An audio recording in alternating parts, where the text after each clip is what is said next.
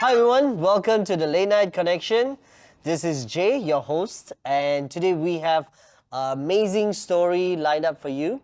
An amazing artist. We'll share a little bit about what she does. And as you know, the Late Night Connection is all about highlighting the creatives, the work that they do, and all about the creative economy, right? So if you have not checked out the things that we do at Mureka, go check out our webpage and our booking platform, mureka.io, to find out more about the workshops and the experiences that we have listed there. It is an amazing platform, a booking platform for creatives and for people to look out or who are searching for experiences, not only in Kuala Lumpur or Malaysia, but outside the region itself. So we have about 200 plus creative hubs listed on this platform. So do check them out, go book an experience. There are free ones, there are virtual sessions, and there are physical sessions. So do check them out. Hope to see you in one of the workshops and enjoy those experiences. Afi Sulaiman is a creative force who embarked on a remarkable artistic journey. Initially studying architecture in Newcastle, Afi's path took an inspiring turn when she decided to take a gap year in 2019, dedicating time to heal from illness. During this pivotal period, she discovered the Young Art Entrepreneur Program.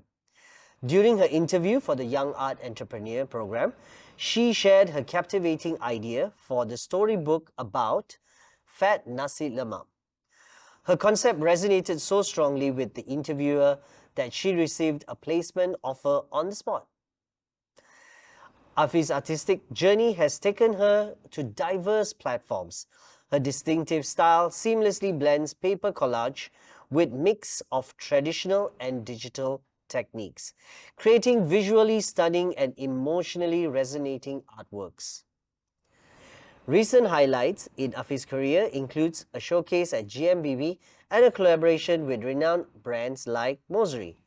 Afi Sulaiman's artistic trajectory is a testament of her creativity, resilience, and the boundless possibilities that can emerge when one follows their passion. So, as we like to begin our session, we'd like to explain to you or give those of you who are joining us via podcast to elaborate about what we are wearing and where are we, all right? So, currently right now today, I'm wearing a blue shirt with a white shirt with blue lines, vertical lines. Behind me is a brick wall with a plant, a wooden table, and I have my laptop here. And we have a bench with a blue sofa. Behind there is America's sign, and we have some of Afi's artwork here that she will explain to you when she introduces herself. We also would like to start this session, as Afi is here, to give us a little bit a fun fact. That's how we like to start our session, something that is hidden or something nobody knows. So, Afi, thanks for joining us. Could you Thank you maybe... for having me. Welcome. And can you maybe share with us your fun fact? Okay, my fun fact is I started digital collage of nasi lemak. The fact was that I don't know why I was obsessed with nasi lemak. My stepdad bought like 10 bungkus of it, and I started eating in like an hour 7 in one go. Oh, wow. Yeah, and then the next day, it wasn't because the nasi lemak was bad. It was because I ate too much. I got like diarrhea, but I was still wanting to like honor it, so I started drawing nasi lemak. Oh, wow. So Yeah. even during your stomach issues, you still were Still in love with engrossed. engrossed with nasi lemak. I don't know why at that point. So I calmed down a bit for now, but yeah. So what would you say? Why did you have a storybook that you were talking about? I mean, that I read also about the Fat Nasi Lemak. Can you tell us a bit about how that journey was? That also coinciding with your love for Nasi Lemak? Yeah, I've been in love with nasi lemak since a child. But the fat nasi lemak, I guess I was manic. I was in Glasgow with my cousin. Mm-hmm. And I suddenly got emotional. So like, can you believe like direct translation of nasi lemak is fat rice? Like the fat shaming involved in like with rice. And my cousin, he was telling me like, you always have these wild ideas. Why don't you write a book about it? I don't know if he was sarcastic, but going back to his apartment the next day, Right. I started writing the story, and I Right. finished that story the same weekend itself. Wow. So you And wrote a whole it novel because or a no, book? it's just a short children's story, but it was like I fell in love with it, so it became a passion project to self-publish it. Ooh, we've got a self-publisher also in the house, an artist. Maybe you can share a little bit about the artwork behind you, and also to give our audience some visual aspect of what you're wearing today. Okay, so the artwork behind me is basically there's the Murukawa bubblegum, Ah, and then I the don't know if you. panda-looking bubblegum, I right? think it's a black bear. A black It's a bear, black sun yes. bear, I think. Yeah, and then there's the wafer, the chocolate wafer, the chocolate wafer with the red Rapper, packaging, red yes. wrapper. Then there's the Torah, which I'm pretty sure is giving away my age as we go about, because I used to collect the Torah with the tiny bracelets, the Yeah, beaded they come in with bracelets. a lot of different Yeah, toys. yeah, And and it was just now when fun, we asked some surprising. of our team here, some of them have never seen the Torah before. Exactly. And last one is the Poki. So it's all done digitally, Hmm. hand drawn, and layered with wallpapers. Yeah, and then what I'm wearing is I'm wearing lavender pants, my heart sandals, pink heart sandals, and seashells. I guess no starfish shirt, white shirt, and I have space buds as my hairdo. Awesome. All right, so now you know who we are a little bit or where we are. We're going to dive into it with some burning questions that we want to know more about Afi's work and the industry itself, you know. So maybe in terms of your talk or your explaining about, you know, studying architecture in the start of things, how has that actually like made you be able to discover your passion to get into art itself or painting? Was that something you just stumbled upon? What was your journey like? Was it like a good accident? Or how did that happen? It was definitely a happy accident because I took architecture under a Bachelor of Arts. So in Newcastle, the first people were drawing lines and technical terms. The first class we had was live drawing Oh, for live drawing of nude people for architecture. wow. Yes, and then we had to build buildings based on films or songs. It was very artsy in a sense. And then I decided to, when I got sick, I took a gap year, and that's when I had a light bulb moment. I told my mom, I want to be an artist, a known artist in Malaysia. I'm not sure how it's going to happen, but I'm going to do that. I guess that's the manifestation happening because when I went to the art expo, I stumbled upon the Young Art Entrepreneurs Program. Right. Yeah. No, that's amazing because we always do advocate for people to join programs. You know, this is a great way for you to catapult something. Even sometimes, when you're alone and trying to find like-minded people, I think like these kind of programs are definitely something you can sort out. You can find even from if you're someone interested in like education or in this case arts, there is programs out there. So how did you come about finding this program? I was just walking around the art expo with my mom, Oh, and then suddenly, and there was this Balai Seni Negara guy. right. He promoted, and what really caught my eye was that he said you get your own studio in a container behind Balai Seni Negara. So for 4 months, then I was like, I'm not in gap year. I don't have permanent work. Yeah. I can join this. So I did. I applied with a very I would say a bad CV because I haven't had any work experience Right. during that, and my portfolio was very weak. Hmm. But I guess it was my business idea for the Fat Nasi Lemak book that caught their attention. Wonderful. Yeah. Could you remember what was your first few art pieces or what kind of styles in your early days when you were doing art? What was your first few art pieces that you were like, yes, I'm proud of this, or I won this competition when I was 7 years old or something? Okay, so I actually won a competition, second place. When I was 16 years old, I joined the school. My school had joined a district level program at Gallery Shah Alam. Wow. It was called Apresiasi Seni Visual. Uh-huh. So we got to paint there for I think a month every Sunday. Right. And they gave us like tools and all that, so we could just paint on the spot around the Tasik Shah Alam. Right. So I found out from the judges that my style was it had its own different paint stroke. That's Right. why I was one of the second. I was second winner. What did you draw again? I just drew like an Alice in Wonderland inspired garden. Oh, Yeah. I probably draw a flower. But just to share with you, I think I also went for some art classes. I think the only time I ever won a competition in the art field was when they asked to draw your role model. So a lot of people I was like 7 or 8 years old. Everybody drew their father, their mother. I Yeah. drew Mr. T, who is Oh. this guy with the punk hair and lots of gold chains. That's so cute. And then I won a color pencil.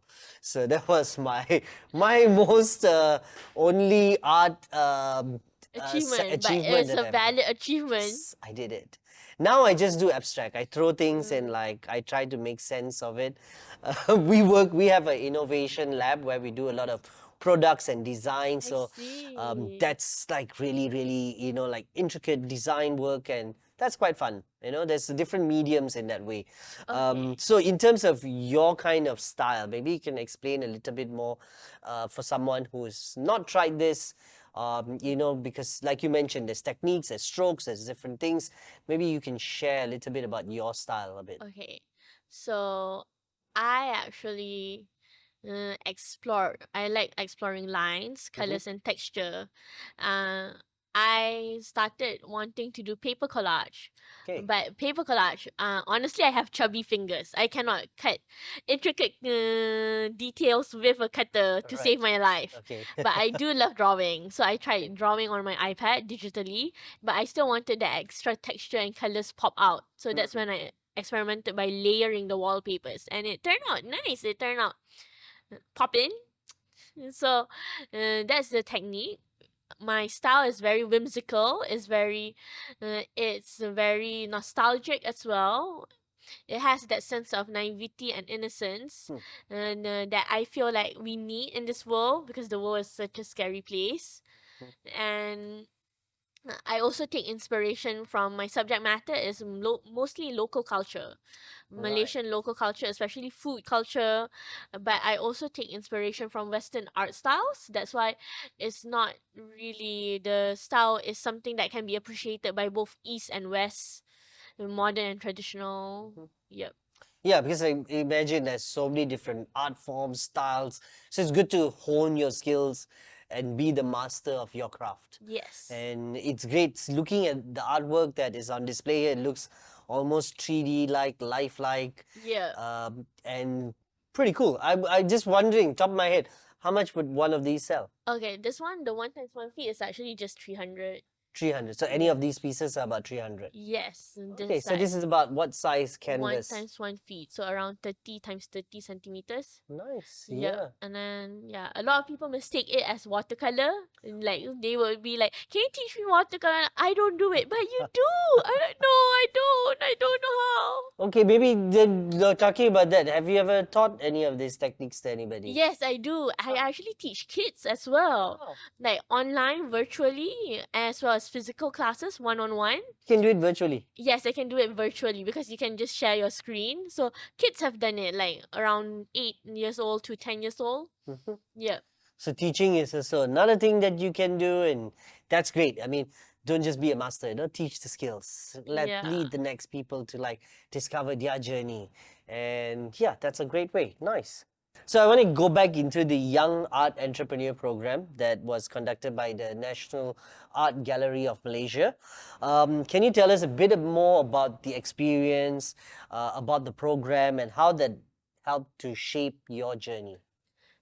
So the Young Art Entrepreneur Program for me is a very good program. It doesn't touch on your art skills because they give you complete total creative freedom to explore on your own. But they do asah kan, what's asah kan, they do like Polish it up, polish refine your it. Yeah, skills yeah. in the business sector. So they will teach you about entrepreneurship, networking. They have good connections with a lot of people, so they introduce you to people that are worth networking for. And in the end, the final one is an art exhibition, a group exhibition. So the latest one was at GMBB, but during my time, the fourth cohort, I got to exhibit at Balai Seni Negara, which for me at that time was a big. Big, that's huge. That's Yeah, like well, the I mean, it's place you still want to huge for be. me now. But yeah. Wonderful. I mean, yes, like I mentioned, the start, joining these programs has got lots of different rewards or things Yeah. that you could learn. Besides what you just mentioned, some even give you maybe a grant, and this is where you can actually launch yourself. I Yeah. like that you touched a bit about, they teach you the business side of things, because a lot of times as artists, as individuals, when you're starting off, the big one is you need to sustain yourself. Yes. Can you share with us some of the tips or business strategies or things that you had to do in your journey? Honestly, it's a hustle. It's still a hustle. Um, I will categorize it in three. So one, I aim for corporates, Okay. for like key visuals, brand identity, startups. That's where the big money is at actually, and it's also it's my main income. But second, I do take in commissions, private commissions. I also sometimes I will join exhibitions by art galleries that invite me. That's when if I but I don't if it gets sold then it's great, but if it doesn't, I have other backups from the Right. corporates as well as the private commissions, and the art galleries. And lastly, the third one is that I want to expose myself to new not narratives but new things to explore my art and refine my skills. So I would join competitions that I'm passionate about, as Hmm. well as sometimes I would also join in open calls, so Right. just to get my name out there so people know of me. Exactly. I mean, even though like you make it, don't forget the humble beginnings, like Yeah. still taking part in programs. I guess Yes. it's also like what you said, it's a hustle, you gotta pitch your idea to someone. Sometimes it's a lot of negotiation that happens Yes. back and forth. Those are things like, skill set. Some people have it innate in them, but those who need those kind of skills, join other programs. Come on, there's so many out there. Just to segue a bit, in Mereka, we have something called Mereka Academy. It's free for B40 communities. We even have paid tracks where you can learn how to manage your finance, how to manage your first client, how to secure a job even. These kind of small skills, these Yes. soft skills are so important. Yes, it is very vital. So, in terms of the skills, the money management and all that, are you someone who's doing this by yourself? Is there any like team or group behind you I do anywhere? it by myself. I study from the internet how to do it, and then I just do the account management, money management, trying to calculate. And I did it. I took pure science in school, Wow. so accounting is very new to me. So I'm just winging it and hoping the calculations are correct. Yeah, I guess, yeah, you just gotta stick to like, doing all the balancing out. Yes. That's important because you have to be profitability, that's Yeah. important, you want to be able to sustain your life. We even tell people like, you want to start your own journey, make sure you still can pay your bills, like don't just give up your job and say like, I'm going to follow my passion today. Like have like some sort of a plan. Did you Yes. have a plan in that way? I did have a plan. I started off working as a kindergarten teacher. And before I joined the Balai Seni Negara's the Young Art Entrepreneur Program, I was working as a kindergarten teacher, just an admin. Yeah. Yeah, so I had like a bit of savings Nice. for And I can see you diversified. Now you also teach, you paint, yeah. you get commissioned, or you work with the corporate clients. Yep. Of course, each one has its plus and minus at times, because corporates, they will want it like polish, finish. They need it to be the best looking and all these kind of things.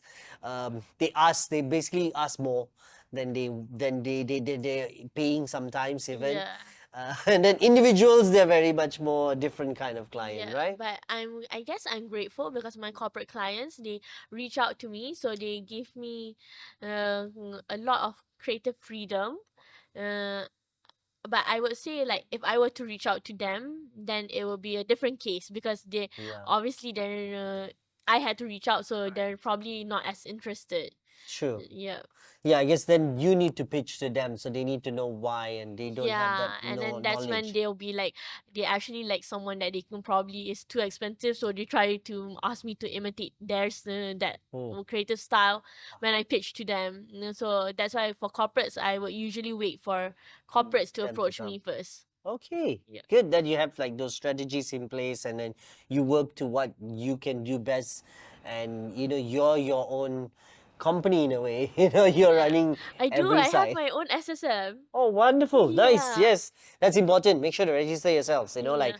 if you're going to start something, you want to know like you started from when, and be all, upfront, and following all the things that you need to do Yeah. to do for a business, right? I want to talk about your partnership that I mentioned just now with GMBB and Mosri. Could you, share with us some of like some good things that happened from there, or anything that you would like to share that helped you in your growth in your career? So GMBB, they're quite nice, very friendly. There's another fun fact. I don't know if you want to know how Please. I got connected with GMBB We like was more than one fun fact. how I got connected was this girl. She saw my artwork through a mutual. She slid into my DMs and she was like, "Who are you?" And then I was like, "Oh no, did I plagiarize someone's art without realizing?" And she was like, "Your art is amazing. Do you want to come over my house the next day?" Yeah, Wow. and then suddenly that's when she was saying like, "Is this dangerous for me to invite a stranger to my house?" I was like, "I guess this is gonna be dangerous for me to come to a stranger's house, but let's try and do it." So we got connected, and her friends are now good friends of mine as well. And she invited me because she was under GMBB already, so she invited me to have a space in GMBB during, I think it was for Merdeka in 2021.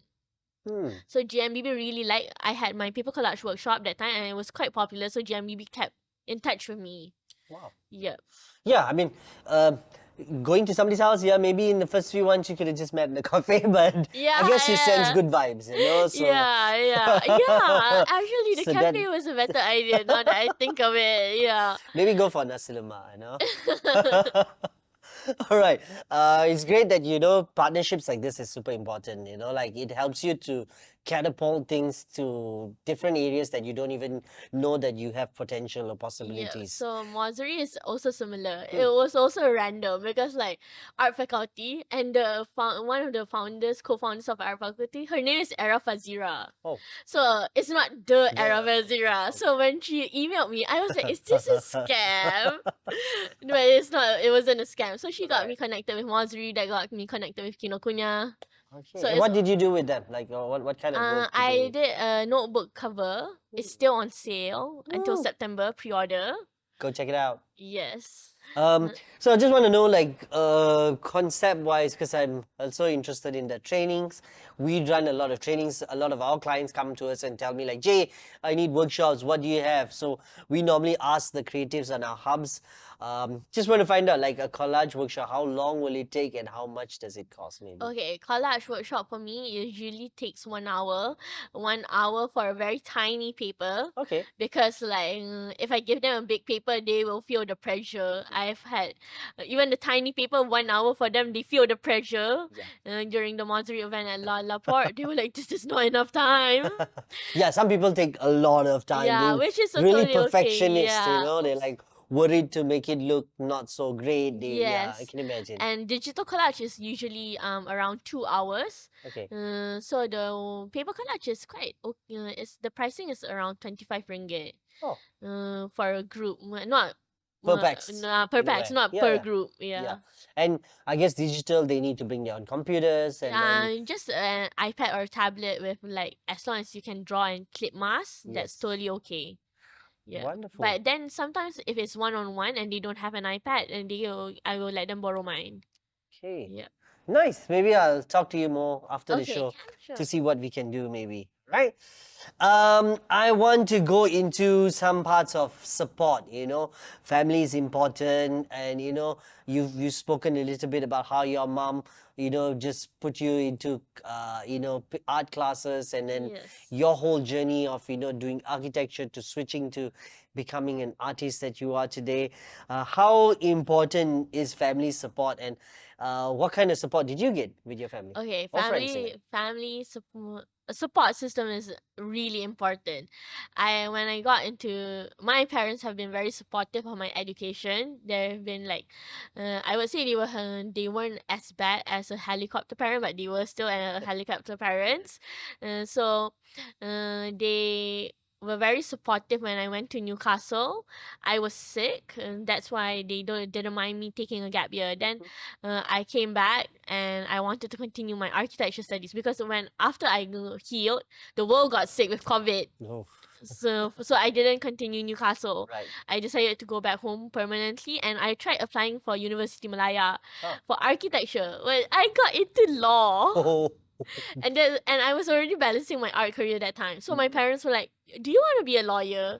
And I'm like, "Not really, no." And they were like, "Why are you taking law then? You should just jump into art because it's working Wow, out for so you." they did the push. Yeah, they did a push. And then I was the one crying like, "But I'm smart enough to get that degree, that law degree." And they were like, "No, you don't need to prove to anyone you're smart enough. You are smart. Just go into your passion." Yeah. So they're very supportive in that Oh, sense. that's lovely. Big loves to family and support systems. You get it sometimes from your friends and even Yeah. maybe loved ones, and yeah, it's always great to have their support. That's always important. So I got two more questions to ask before we go into our game segment. First question: as an illustrator and storyteller, how do you envision the future of artists? There has to be a lot of balance for me. I envision artists' tech skills are important, but also refining your business skills. There has to be that left and right side of the brain. It's important. Just as how we want to art people to appreciate art, we also have to spread in art education.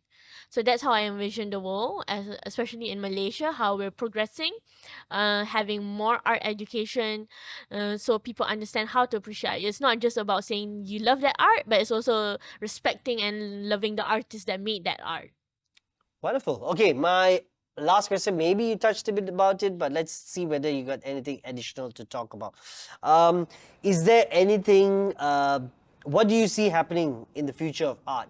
Is there any cool projects that you're looking at, or like maybe things that you're diving into? Okay, I actually recently joined Filament's Terang competition. So let's see how that goes, a projection mapping competition, and I'm Oh. collaborating because the song Trump, I'm too lazy to find a song that to buy the copyright or a stock free song. So I'm collaborating with an indie band, Jacetra. Yeah. Ooh. So that's one of my passion projects that I'm just diving, exploring. And then future of art is looking good in Malaysia. It's modern. It's very modernized now, but it also has that appreciation, preservation of culture, Mhm. which is for me very important. That mixture of both modern technology as well as that traditions and culture is important. Wonderful. I mean, super excited to hear about this whole project mapping side of Hope I things. win. Hope You my win. first, because you win 10K. Woohoo! Yeah. So If there's any way for us to support, let us know. In the end of the session, after the game, we'll get your socials up yeah. for you to share a little bit on how we can be part of that journey. All right. So as we now go into our next section, which is the fun fact. And we're back. All right, so right now we're going to go into our fun fact section, where Effie is going to be reading out these fun facts. We'll then speak about it, see whether she even knows these fun facts, and if she could dish us some fun facts for us to check ourselves. Okay, so here you go. First fun fact for you to read out. Vincent van Gogh has created more than 2,000 works during his life, 900 paintings and 1,100 drawings and sketches. He only sold one painting when he was alive. I What? didn't know how many paintings he did, but the one painting I knew, which is very sad. I know. You're an artist. You have over thousands of artworks, and he only sold one. Yeah, and it will be, I don't know if it's gonna be sad if I found out the one is only from a family or friend because Usually, it is a family friend who buys your first art piece. Oh gosh. Yeah. But Vincent, don't worry. You're selling out now. But I hope the money goes to the family. Might be. I wouldn't know how they fund it. Maybe there's there's an art Yeah, gallery in his name maybe, even by now maybe, and stuff. yeah. They would have set up foundations and stuff for him. So first fun fact, pretty wild there, I say. Okay, next one. The Mona Lisa has her own mailbox in the Louvre. I don't know how to pronounce it. Yeah. Because of all the love letters she receives. Over the years, many have fallen prey to the portrait's limpid and burning eyes, leaving her offerings of flowers, poems, and yes, love notes. Oh, that's so romantic. Even when you're, I want to say dead. Is that okay? Even when you're dead, people still fall in love with you. And it's an art piece. We don't even know whether that person is real Yeah, or exactly, not. exactly. People are sending letters to a painting. Yeah. I'd be happy if somebody sent me letters any day right now. I love letters, especially love letters. Love letters, I mean, yeah. but nowadays it will sound creepy if you receive a love letter with, Yeah. and it's Postcards are nice. Postcards are nice, but I meant like a love letter from a lover that you don't know of. Don't even know of. Yeah, that's a bit But creepy. It's cool. It's romantic. I guess yes. people do get so captivated by art pieces, but I guess it's also the Mona Lisa, right? It's Yeah, a person. it's the Mona And Lisa. people just go crazy over her eyes, I guess. Yes, Like yes. wow. So if you want to send a letter, I guess you can write to Mona. Okay. Next question. Oil paint takes 2 weeks to dry. Okay, I did not know that. I'll take note for commission. But there's more. There's more. Different colors and oil paint types vary between 12 hours of drying time to 2 weeks. After 2 weeks, you will be able to apply a varnish. But be warned, museum curators do not consider oil paintings to be thoroughly dry until several decades have passed. That is true, actually. That is true because sometimes my oil paint has been 2 months as well. But when you scrape it off a bit, it's still wet It'll take underneath. out. Yeah. Yeah. So, there's a lot of people who are doing paintings and work. Don't just think like after a week you're done, it's done. You still can smudge it. So procrastination is not good for oil paints. I know, yeah, and I've heard about this thing called carbon dating where people can date back things because of during the nuclear explosion, there was these particles that went everywhere. So everything can be now dated from the time this particle landed on a piece. So when they use science to measure things, Wow. But how do they even so notice imagine the that particle? particles goes everywhere when a nuclear bomb goes Yeah. off. So some bad things happen for the nuclear, but there's some things that we can learn from it. Yeah, I guess so. Carbon dating, check it out. Okay, last fun fact. There tend to be more shades of green than any other in commercially available paint colors because the human eye can distinguish more variations of green than any other color. So That's we a very are fun fact. green eyes. I mean, we can spot more things in green. I see. No wonder that sometimes green eyes you see like a rainbow of green. Ah, Don't you think so? And Like also when they- there's colored eyes. true. You can Yeah. see different shades of it. Yes, yes. And they say women can see more colors than men. That's what I read That's somewhere. woman 1, men 0. 0. We take the 0. Okay. So those were some of our fun facts that we had. You're doing great. The next part is where the challenge comes in, where it's all about questions. This time around, you just need to answer based on what you feel is your liking. All right? Okay. So first question, very easy one. Who's your favorite artist? Harumota. Wow, very fast. What kind of designs or what kind of artwork does she Okay, do? Harumota, he does Sorry. he's a Malaysian artist. He does this like block colors, then there's architecture painting on the top block color, and then sometimes he adds like humans or like anything cultural. It's very cultural because Wow. I saw his paintings growing up in Concord Hotel in Shah Alam. So I fell in love with it. I also met him. Wow. I met my hero. Nice. That's one up already. Now, But you it know? wasn't as because I my Malay was bad All right. and his Malay was better.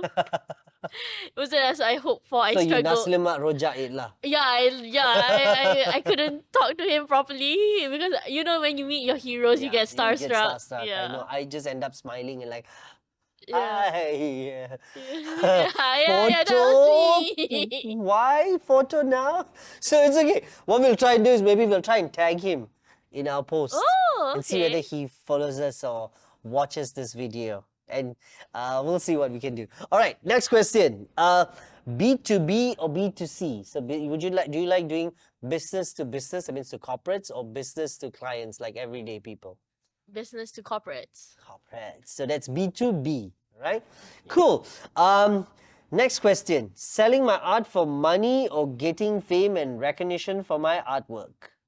Oh, that's a hard art. Am I under pressure right now? I think I will selling Money my art or for fame?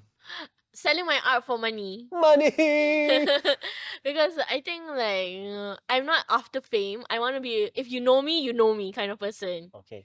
Yeah, but money you need to survive with You need to it. pay the bills. Yes. Sell one for $1 million, then you can look for the fame after that. I don't think I even want to be famous. Oh, I'm okay. scared of it. All right. I'll get Yeah. overwhelmed. True. I imagine some people, yeah, because it does take a lot of like showing up. People are going to recognize you everywhere you go. It's like heavy. But that's why if you know me, that's better than just being famous and having that pressure of juggle your image. Yeah. Yeah. Every day. Okay, cool. Next question. Would you say teaching or learning art? Which do you like? Learning art. Learner. We got a learner in the house. Yay! Next one. Painting or sculpture? Painting. Painting, obviously. Yeah. You've got the painting works behind you. Finish this sentence. As an artist, I practice. Art.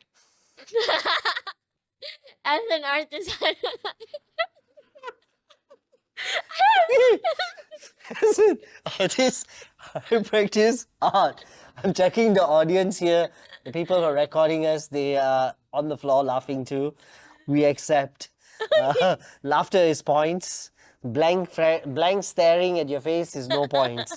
So you get that. Let's see. What's the best material to work with? the best material to work with is probably I love oil paints because the texture. I love texture, but I also like beads. Beadings. Yeah. So this is what I think I saw just now that you showed me. You do beadworks and make like kind of like 3D. Yes. It adds on to the painting itself. Yes. So I love like the texture where you can touch. I know you're not allowed to touch artworks, but it's my own artwork, so I can touch as much as I want. Still sometimes, because I try to bring my friends to like art galleries, and most people love to go and touch the artwork, and I'm like, guys, please, like it's Yeah. It's almost like I need to like babysit kids, I'm like, guys, Exactly, come here, exactly. please don't touch. It's artwork. It's gonna move. But touching like that is okay, like just touching it. But I've seen at Balai Seni during my YE program, someone touch it and scrape her finger, and it was made out of gold. No. I was like, In artwork, all painting takes years sometimes to dry. Come on, don't take lots of photos. Just don't touch. Okay. Next question. Modern art or traditional art? okay, I have to be fast, don't I? Modern art. Modern, okay. Yeah, because you use a lot of digital stuff also. Yes, because But you traditional. highlight culture. Yeah, because traditional art is a bit muted colors. I noticed. Okay. Last question. Art is subjective, but Oh, this one I have to continue finish to. the sentence. Art is subjective, but anyone can do art and appreciate it with art education. This is a better answer that. I like that answer. Just now's finish a sentence was art. As an artist, I do art. Yeah. All right, so I'm going to ask the audience, which is basically our recording team, about the points that Afi just scored. What do y'all give her? Let me see your hands. 10, 10, 10, 10, 10s. So that means you get a little prize from us as a thank you from our team Thank for you. joining Another us. tote bag. I love It's a tote little bags. tote bag from us. Sorry. It's so cute. Woohoo! So what we're going to do now is we want to get final words from you. Maybe you can share us your socials anyway, but we can follow you. Go ahead. Okay, so you guys can follow me on Instagram, which is Afi Sulaiman. And also, I will always post what's happening. And one of the next events I have is in October, which is my book launch at Malaya Garden in Chinatown. If you join my book launch, you get like discounts on the food as well. They're very generous in that. So yes, I hope to catch you guys soon. All right, so check out this podcast, share it with your friends. Also follow Afi's work. And we'd like to thank her once again for joining us at this session of the Late Night Connections. Woohoo! It's a wrap. We'll see you again. Continue watching, continue building, and let's reconnect soon. Bye-bye. Bye.